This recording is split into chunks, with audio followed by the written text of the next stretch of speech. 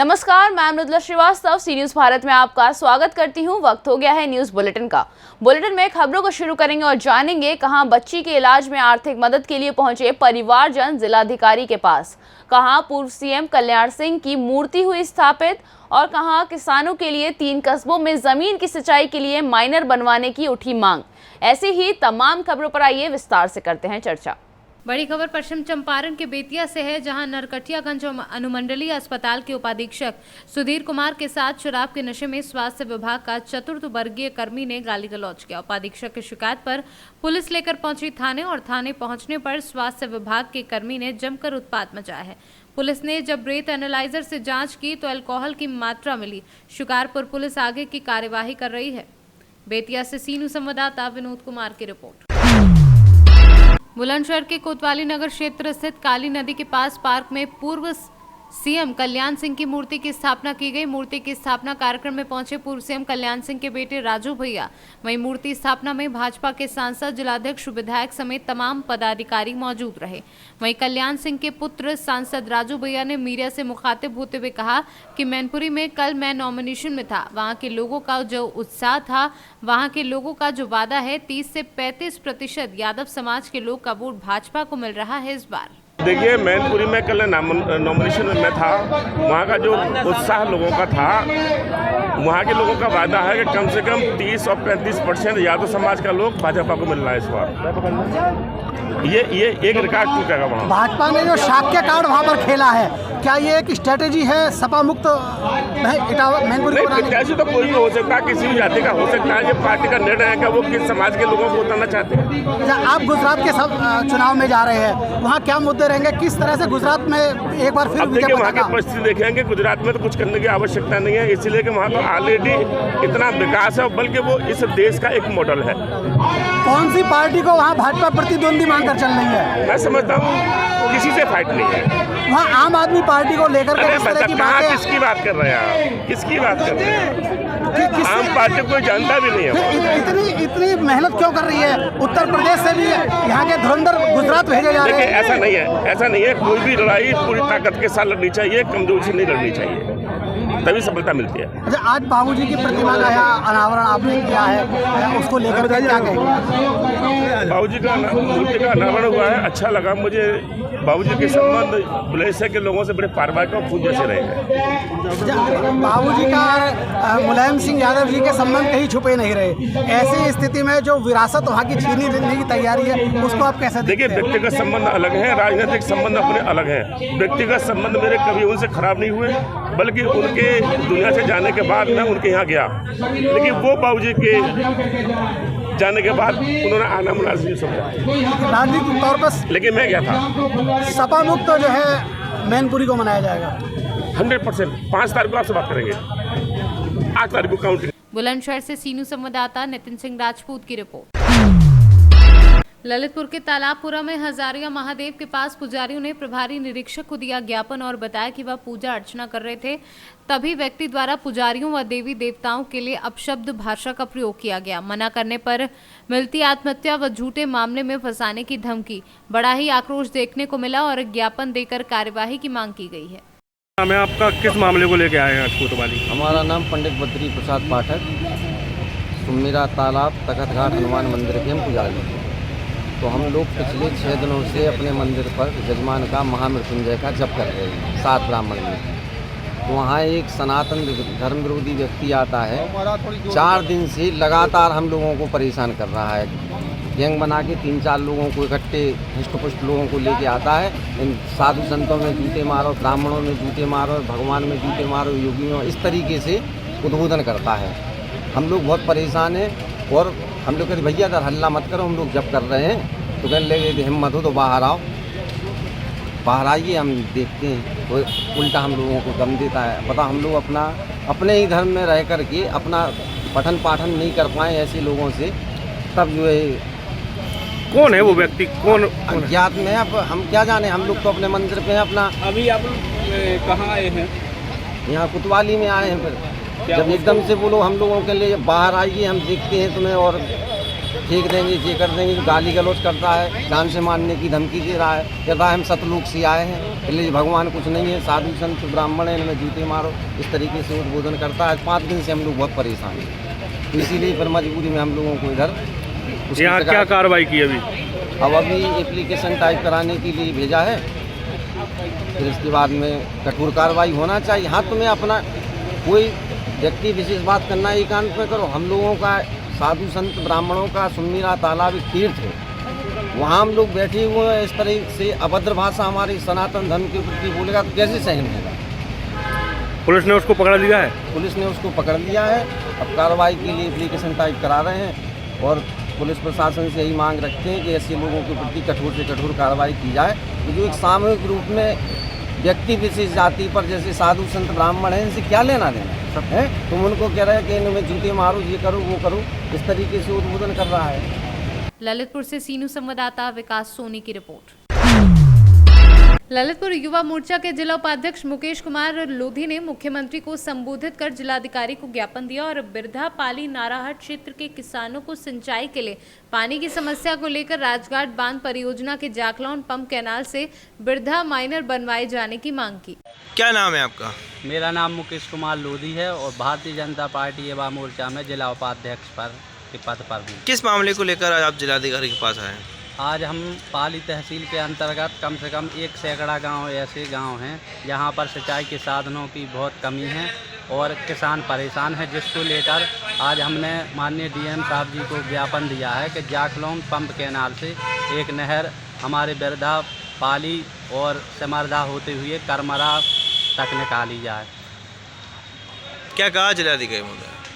उन्होंने एप्लीकेशन को ले लिया है और बोल रहे हैं कि हम इसको दिखवाते हैं, जो भी होगा तो इसमें हम प्रयासरत काम। माइनर बनाने से क्या लाभ मिलेगा और कितने ग्रामीणों को इसका लाभ मिलेगा? माइनर बनाने से जहां सैकड़ों गांव के लोग सिंचाई के साधन से लाभान्वित होंगे, वहीं जो मोदी जी का सपना है कि किसानों की आय दोगुनी हो, तो जो सिंचाई के अनावश्यक समय खर्च होता है, बिजली कटौती हो रही है, पानी की समस्या है, वो भी बचत होगी और कम लागत में सिंचाई के साधन उपलब्ध हो जाएंगे नहर बनने से। बहुत बहुत धन्यवाद। ललितपुर से सीनू संवाददाता विकास सोनी की रिपोर्ट। ललितपुर के तालबेहट के क्षेत्र के अंतर्गत घर की छाप के लिए मिट्टी की खुदाई करते समय बच्ची कई कुंटल मिट्टी के नीचे दबने से रीढ़ की हड्डी पसली में आई थी। चोट के इलाज के लिए परिजन दौड़े दिल्ली तक। अब जिलाधिकारी के पास पहुंचे आर्थिक मदद के लिए मांग की आर्थिक मदद की, जिससे कि हो सके बच्ची का इलाज। क्या नाम है? हरीराम रेगवाल। कहाँ से आए? तरगुआ तालबेहट से। क्या समस्या है? सर मिट्टी खोदने बच्ची गई थी, इसमें मिट्टी में बच्ची दब गई है। कब की घटना है? ये 22 तारीख धनतेरस की है। तो क्या हुआ? बच्ची को रीढ़ की हड्डी टूट गई, पसली भी टूट गई छाती की, और जो है अस्पताल भी दिखवाया, तालबेहट से झांसी रेफर कर दिया, झांसी से जो है दिल्ली के लिए बोला। उतना खर्चा मेरे पास था नहीं, इसलिए मैं भोपाल ले गया। भोपाल में बहुत पैसा लग गया है। आज कहाँ आए? आज डीएम साहब के पास आए। क्या मांग है डीएम साहब? कुछ सहायता मिल जाए तो बच्ची का इलाज भी करा सकें। तो जब घटना हुई थी तो मौके पर कौन? मौके पर पुलिस पहुंची थी और नेकपाल भी पहुंचे थे। तो आज कहाँ आए? आज डीएम साहब के पास आए हैं। क्या मांग है? कुछ सहायता मिल जाएगी तो बच्ची का इलाज भी करा लें। ललितपुर से सीनू संवाददाता विकास सोनी की रिपोर्ट। बिजनौर में नशीली दवाइयां बेचने वाली एक फर्जी मेडिकल स्टोर संचालक को औषधि निरीक्षक व पुलिस की टीम ने मौके से गिरफ्तार किया है। इसके पास से नशीली दवाइयां बरामद हुई हैं। एसपी दिनेश सिंह ने प्रेस वार्ता कर आरोपी के संगीन धाराओं में जेल भेजने के बाद बयां की है। दिन दहाड़े पुलिस वर्दी निरीक्षक की छापामार कार्यवाही से अन्य मेडिकल संचालकों में भी हड़कंप मचा हुआ है। छापा मार कर मेडिकल पर से नशे की दवाइयाँ पकड़ी गई हैं। कितने लोग गिरफ्तार हैं? क्या मामला? जैसा कि आप सभी जानते हैं, जनपद में हम एक युद्ध नशे के विरुद्ध के अंतर्गत दया शिविर अभियान चला रहे हैं, जिसमें ऐसे सभी लोग जो नशा बेचते हैं उनके विरुद्ध हम कड़ी कठोर कार्रवाई कर रहे हैं। इसके अंतर्गत मेडिकल स्टोर्स जो कि अनधिकृत रूप से दवाइयाँ बेचते हैं, जिनका कि सामान्य रूप से चिकित्सीय उपयोग होता है लेकिन उसका दुरुपयोग नशे के रूप में करते हैं, उनके खिलाफ कार्रवाई में कल नूरपुर में कपिल मेडिकोज ये मेडिकल स्टोर ऐसा है जिसका लाइसेंस पूर्व में ही समाप्त हो चुका था। इसके पिता के नाम लाइसेंस था और वो समाप्त हो गया, और ये अवैध रूप से बिना लाइसेंस के इन दवाइयों को विकृत कर रहा था। इसके पास से पेंटाजोशिन के 290 इंजेक्शन मिले, जो कि रिटेलर के पास 10 से अधिक नहीं हो सकते। एल्प्राजोलम के 820 टैबलेट मिले, जो कि 20 से अधिक नहीं हो सकते रिटेलर के पास। और पॉक्सीवोन स्पास के, जिसमें ट्रेमाडोल नाम का केमिकल होता है जिसका दुरुपयोग नशे में किया जाता है, उसकी अधिकतम सीमा 200 कैप्सूल की है। और इसके पास करीब 500 कैप्सूल, 384 और 104 मिला के करीब 500 कैप्सूल के करीब इसके पास से बरामद हुए। ये भारी बरामदगी है और इनके खिलाफ हम समुचित धाराओं में कार्रवाई कर रहे हैं। और आपके माध्यम से पूरे जनपद में ये संदेश दे देना चाहते हैं कि किसी भी दशा में ऐसे लोगों को बख्शा नहीं जाएगा जो युवा पीढ़ी में ये नशे का जहर बेच रहे हैं। उनके खिलाफ कठोर वैधानिक कार्रवाई की जाएगी। हमारी अभिसूचना संकलन लगातार जारी है और ऐसे हर मेडिकल स्टोर पर जहां इस प्रकार की प्रतिबंधित दवाएं नशे के उद्देश्य से बेची जा रही हैं, हम छापा मारेंगे और कड़ी कार्रवाई करेंगे। इसमें हमारे ड्रग इंस्पेक्टर महोदय का भी काफ़ी सहयोग है। उन्होंने पूरी लगातार हमारा सहयोग कर रहे हैं और पुलिस और ड्रग इंस्पेक्टर और अन्य सभी संस्थान एक दूसरे के साथ समन्वय करते हुए हम इनके खिलाफ अपने नया सवेरा अभियान के अंतर्गत, जैसा कि माननीय मुख्यमंत्री महोदय ने निर्देशित किया है कि जिले की जो युवा पीढ़ी है उसको नशे से बचाना है, तो माननीय मुख्यमंत्री और शासन के निर्देशानुसार हम अपनी कार्रवाइयाँ जारी रखेंगे। और हम आपको विश्वास दिलाते हैं कि नशा बेचने वालों की खैर नहीं, हम उन्हें बिल्कुल बख्शेंगे नहीं, कठोर वैधानिक कार्रवाई करेंगे। बिजनौर से सीनू संवाददाता सलीम हाशमी की रिपोर्ट। बिलासपुर छत्तीसगढ़ में राज्य के प्रथम मुख्यमंत्री स्वर्गीय अजीत जोगी की पुत्र वधू और जनता कांग्रेस छत्तीसगढ़ के प्रदेश अध्यक्ष अमित जोगी की धर्मपत्नी ऋचा जोगी ने अपने विरुद्ध दर्ज हुए एफआईआर के मामले में कड़ी प्रतिक्रिया देते हुए कहा कि जोगियों के लक्षण एक बार फिर देखने लगे हैं। चुनावी समय आते ही कभी भाजपा तो कभी कांग्रेस के नेताओं को जोगियां हो जाता है। डॉक्टर साहब को भी जोगेरिया हुआ था, नतीजा आज वे घर बैठे हैं। उन्होंने कहा कि जोगी जन अधिकारी पदयात्रा के शुरू होने के बिल्कुल ठीक पहले मेरे विरुद्ध एफआईआर करना ये प्रमाणित करता है कि मुख्यमंत्री फिर एक बार जोगेरिया से ग्रसित हो गए हैं। बिल्कुल एक्शन मोड में आ गई है। 4 साल तक तो कुछ भी नहीं हुआ, लेकिन जैसे ही चुनाव पास आता है या हम जनहित के लिए कोई जब कार्यक्रम करना चाहते हैं तो इस तरह का मामला सामने। आप भी 4.5 साल तक शांत रही, अभी चुनाव के मद्देनजर आपकी पदयात्रा शुरू करेंगे? ऐसी बात नहीं है। मैं तो जाना आना मेरा हर छोटे बड़े कार्यक्रमों में उपस्थिति बिल्कुल लगातार जारी थी। और अब मेरा तो खैर बेबी भी हुआ था, वो कुछ दिन तक तो मैं घर में थी, उसके बाद फिर मैं बिल्कुल निकलने लग गई। मैं बिल्कुल जनता के बीच में हूँ निरंतर। आपके चाचा और भाई भी उच्च पद पे आसीन है यहाँ, साधु जो हैं, तो आपको क्यों नहीं माना जा रहा है? वो तो सरकार ही बताएगी कि मुझे क्यों नहीं माना जा रहा है। आदिवासी बहुत सारे कार्यकर्ता कट रहे हैं, इसका कारण कार्यकर्ता तो नहीं कट रहे सर, ये तो सब जितने बैठे हमारे साथ सब हमारे भाई हैं और ऐसे तो कोई बात नहीं। अजीत जोगी के समय बहुत पुराने कार्यकर्ता लोग थे, पुराने लोग वो सब हट रहे हैं, इसका कारण मैं उनको इसके खिलाफ कोर्ट में जाऊंगी। मैं क्या रहेगा पिटीशन, क्या रहेगा आपका, मतलब किस तरह से आप कि मैं एसटी हूँ, कार्रवाई की गई उसके अगेंस्ट? यस एफआईआर के खिलाफ जाएंगे आप? जी। एफआईआर क्यों किया गया है?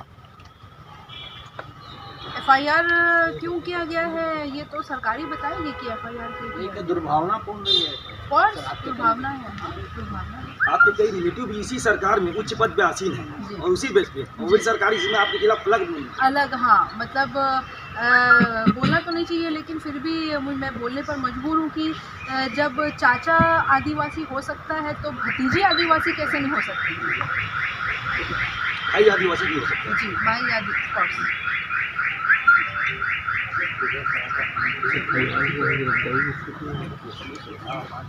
एफआईआर हुआ है, गिरफ्तारी की स्थिति में क्या होगा? आप गिरफ्तारी देंगी? सर ये सरकार है, सरकार के पास वीटो पावर रहता है ना, तो तो वो जैसे अगस्त में जब सरकार नई बनी थी 2018-19 में, श्री अमित जोगी जी को भी 1 मंथ का उन्होंने कारावास दिया था, जेल करवाई थी।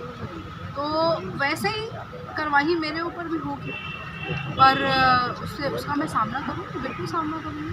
तो सरकार कुछ भी कर सकते हैं, गुंडा राज चल रहा है, यही मैं मानती हूँ। पद यात्रा प्रभावित भी हो सकती है। पद यात्रा तो नहीं रुकेगी, मैं भले रहूं या ना रहूं, लेकिन पद यात्रा नहीं रुकेगी। छत्तीसगढ़ से सी न्यूज़ संवाददाता अनिल यादव की रिपोर्ट।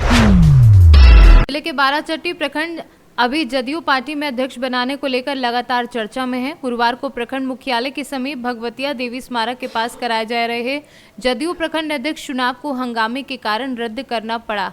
बता दें कि यह चुनाव निर्वाचन पदाधिकारी बबलू माझी व पर्यवेक्षक जैनेंद्र कुमार के देखरेख में कराया जाता था, लेकिन अध्यक्ष पद की उम्मीदवारी को लेकर सैकड़ों की संख्या में पहुंचे कार्यकर्ताओं ने हंगामा करना शुरू कर दिया है। जो टाइमिंग था 10 बजे से 11 बजे के बीच में सिर्फ एक प्रत्याशी आया, महेंद्र प्रसाद। जो गाइडलाइन है टाइम टेबल के अनुसार 10 से 11, एक प्रत्याशी 11 बजे के बाद 2 प्रत्याशी आए। तीनों का लिए हम लोग फॉर्म वगैरह लिए। फॉर्म लेने के बाद मुख्य मुद्दा रहा कि कुछ क्रियाशील सदस्य हैं पार्टी के जो पूर्व से काम कर रहे हैं, उनका नाम वोटर लिस्ट में नहीं होना। कैसे फोन लगाते हैं, फोन किसे लेगा? वोटर लिस्ट में नाम नहीं होने के कारण आपसी बीच में मतभेद होने की स्थिति में हम लोगों ने तीनों का फॉर्म ले लिए हैं और वह फॉर्म हम लोग जिला को भेज दे रहे हैं। जो भी हमारा वरीय जिला पदाधिकारी होंगे पार्टी का, वो तय करेंगे कि इसमें क्या निर्णय लेना है, जो उनका समझ में आएगा लेंगे। इसलिए कि पार्टी का काम है मिला के चलना, विवाद नहीं कराना। अगर हम लोग जोर ज़बरदस्ती से चुनाव की ओर जाते तो विवाद होता है। हम लोग पार्टी को विखंडन नहीं चाहते। कितने 3 लोग कौन कौन हैं इसमें? 3 लोगों में एक बोले कि समय के अनुसार महेंद्र प्रसाद आए, बेलघोगर के रहने वाले हैं, और दूसरा में विजय प्रसाद सोप की जो पूर्व जदयू प्रखंड अध्यक्ष हैं, तीसरा संगीता कुमारी जयगिर के रहने वाली है। आपका क्या परिचय हुआ? अरे गढ़िया जगह रहने रहे, इधर बात करें। हाँ, तो ये सब इसमें रिकॉर्डिंग हो रहा है, जितना बोल रहे हैं सर। बोले तो गढ़िया जगह रहने के लिए। अरे वहाँ बात तो जयनंदन कुमार मेरा नाम है और ग्राम पंचायत बुंगवार प्रखंड महतपुर के रहने वाले हैं। पर्यवेक्षक के पद पर जिम्मेदारी मिला था। बोलिए। ये जो रद्द हुआ है चुनाव, तो इससे मेरा कहना यही है कि ये जो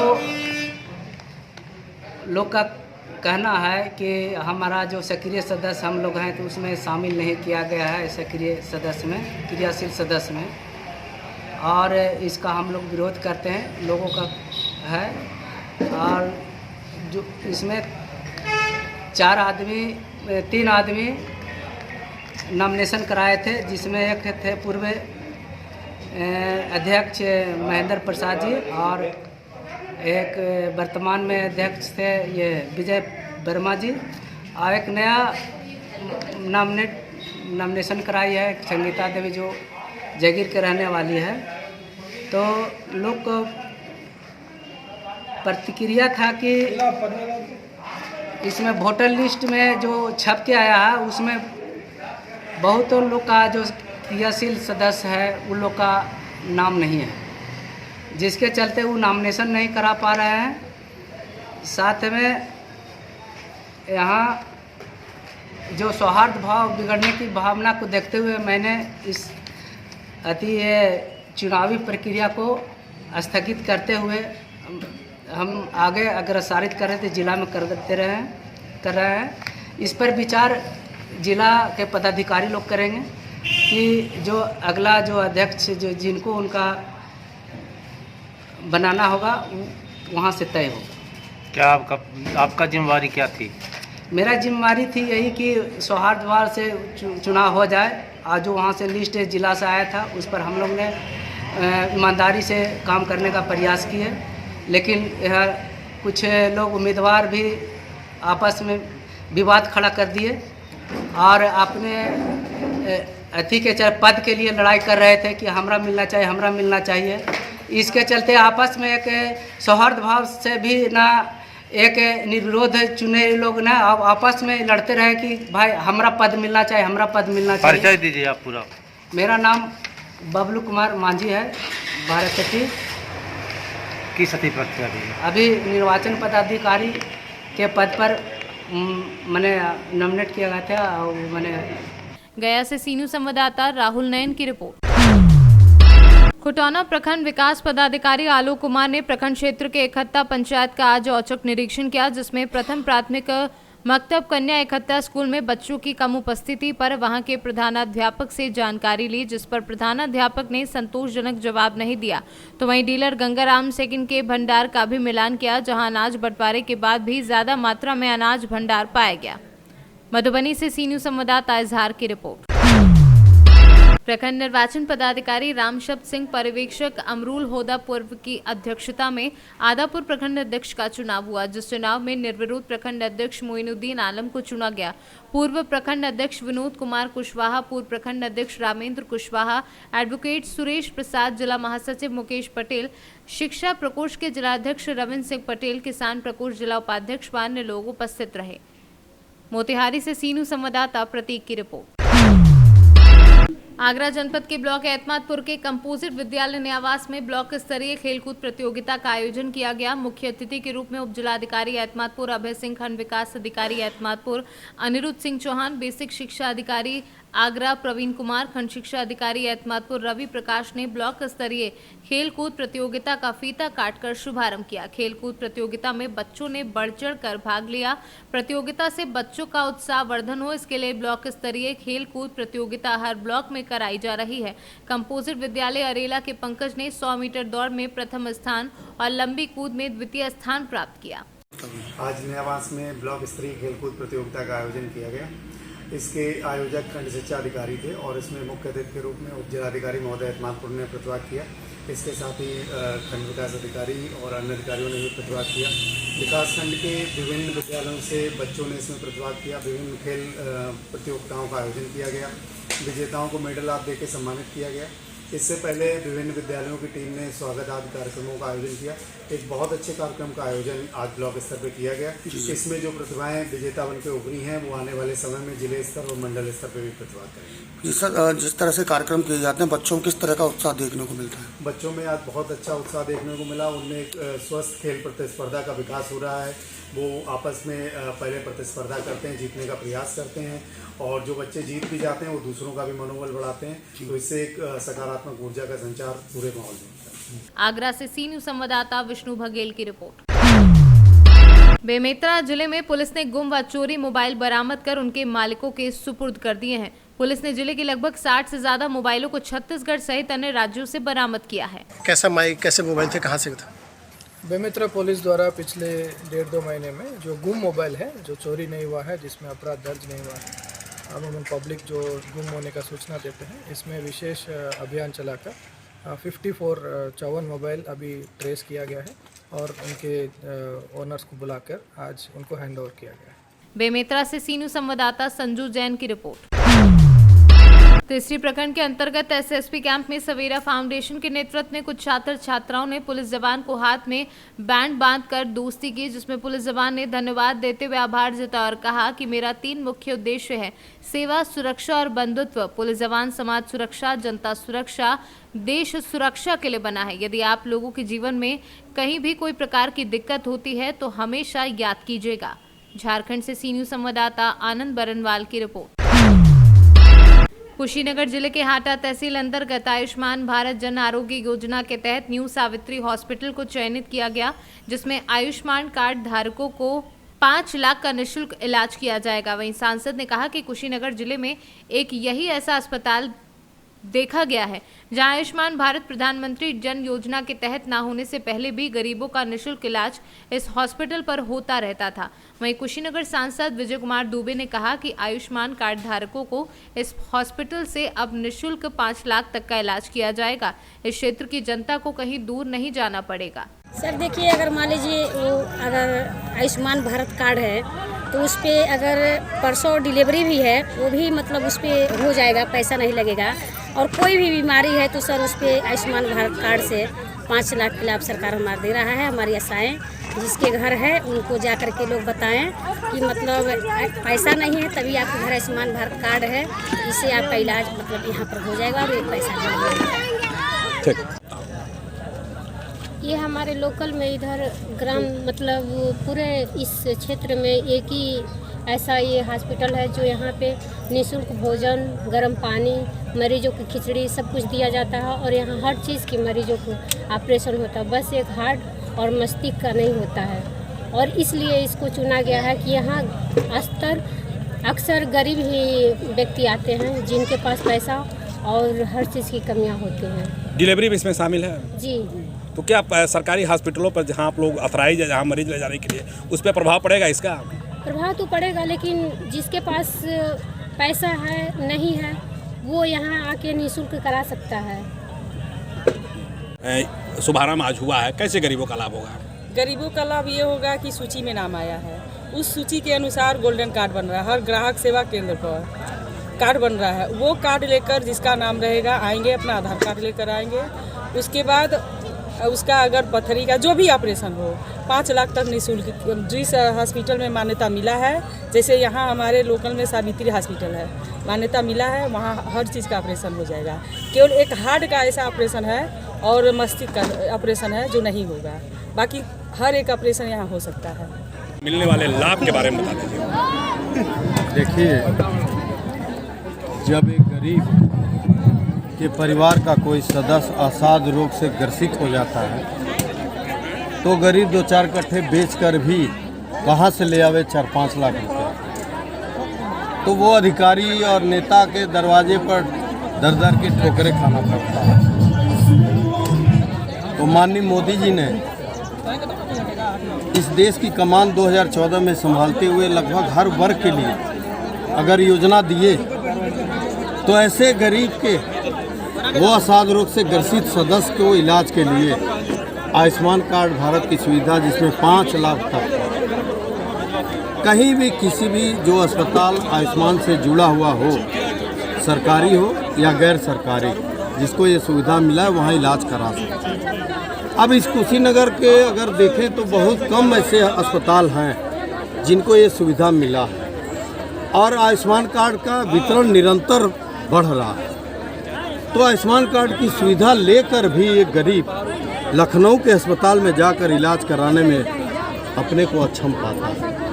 आज हाटा तहसील के पहला ये आयुष्मान की सुविधा अगर इस अस्पताल सावित्री को मिला है तो हम लोगों को पूर्ण विश्वास है कि इस हाटा विधानसभा या हाटा तहसील के ऐसे गरीबों का अब लखनऊ, दिल्ली या गोरखपुर मेडिकल कॉलेज में नहीं, सावित्री अस्पताल में ही इलाज संभव हो सके।